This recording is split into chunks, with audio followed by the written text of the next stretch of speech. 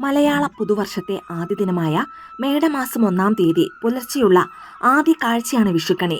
വിഷു ദിവസം ഉണരേണ്ട സമയം എപ്പോഴാണ്, എന്തൊക്കെ ശ്രദ്ധിക്കണം, കണിയുടെ മുഹൂർത്തം എപ്പോൾ എന്നതിനെക്കുറിച്ചെല്ലാം പണ്ടുള്ളവർക്ക് കൃത്യമായ ധാരണയുണ്ടായിരുന്നു. പലർക്കും രാവിലെ ഏത് സമയത്താണ് വിഷുക്കണി കാണേണ്ടത് എന്നതിനെക്കുറിച്ച് കൃത്യമായി അറിയില്ല എന്നതാണ് യാഥാർത്ഥ്യം. എപ്പോഴും വിഷുക്കണി കാണേണ്ട സമയത്ത് കണ്ടാൽ ഐശ്വര്യവും സമൃദ്ധിയും നേട്ടങ്ങളും ഉറപ്പാണ്.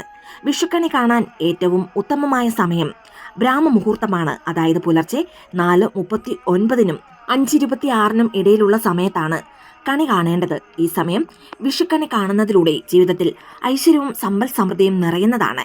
ഈ സമയത്ത് കണി കാണുവാൻ സാധിക്കാത്തവർക്ക് സൂര്യൻ ഉദിച്ച് 2 നാഴിക കഴിയുന്നതിനുള്ളിൽ കണി കാണുന്നത് ഉത്തമമാണ്. പുലർച്ചെ 4:39 മുതൽ 7:50 വരെയുള്ള സമയം കണി കാണുന്നതിന് അത്യുത്തമമാണ്.